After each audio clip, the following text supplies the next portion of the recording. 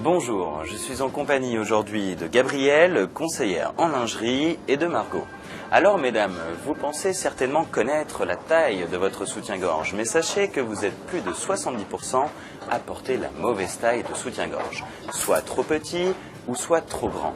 Mais alors, comment connaître parfaitement sa taille? Pour cela, Gabrielle vous donne tous ses bons conseils. Regardez bien. Alors effectivement, on se rend compte que la plupart des femmes ne connaissent pas leur taille.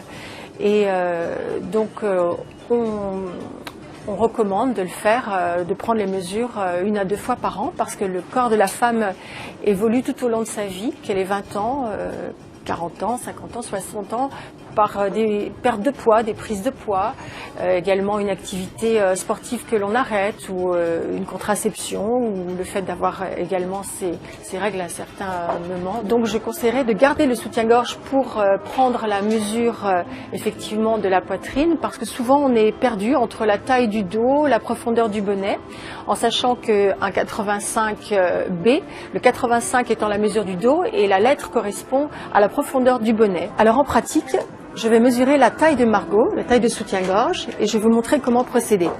Donc le mètre, le centimètre, positionné sur la poitrine et sur la pointe des seins, et nous arrivons à une taille de 85. Voilà. Et pour la profondeur du bonnet, je vais inviter Margot à passer en cabine pour avoir une précision parfaite. Alors nous allons voir ensemble ces fameux petits détails qui font justement qu'on sait lorsqu'un soutien-gorge est à la bonne taille ou non.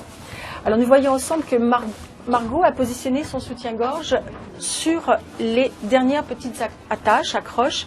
Et en fait, c'est une petite erreur, parce que l'idéal, lorsqu'on choisit son soutien-gorge, c'est de, au départ, l'attacher sur les premiers petits crochets. Et dans le temps, lorsqu'on porte son soutien-gorge, il a toujours tendance un petit peu quand même à prendre forme avec le corps et le dos. Donc on le resserre petit à petit, de manière effectivement à ce que le soutien-gorge fasse son travail, c'est-à-dire maintenir la poitrine. Au niveau des bretelles également, on se rend compte que tout est un petit peu trop grand, donc on va aller au maximum et le maintien sera minime, alors qu'en prenant un dos de 85, donc plus petit, qui permet justement d'avoir ce bon maintien, tout sera redéfini et en fusion totale avec le corps. Également, sur le devant, on se rend compte que la fusion n'est pas totale et l'entresein n'est pas totalement maintenu, et l'application est justement un petit peu moyenne par rapport au choix du bonnet, qui en 85C sera parfait, et nous allons effectivement le vérifier ensemble. Margot vient de passer donc un soutien-gorge en 85C, et nous allons vérifier ensemble tous ces petits détails qui font que la taille est bonne maintenant. Alors, au niveau du dos, on se rend compte que le 85 est parfaitement positionné et fait son travail de maintien autour du buste, ce qui est très important.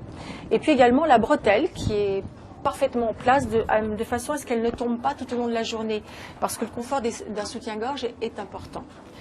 On va également vérifier au niveau de l'entresein que la bonne application est donc là, avec un 85 dont le bonnet est C, pour justement une très jolie poitrine et un beau résultat de confort et de maintien. Nous avons pu voir ensemble toutes les différentes étapes sur le choix d'une taille d'un soutien-gorge. Et si vous avez encore quelques doutes, quelques questions, n'hésitez pas à vous rendre en boutique et demander effectivement tous ces conseils auprès d'une conseillère en lingerie.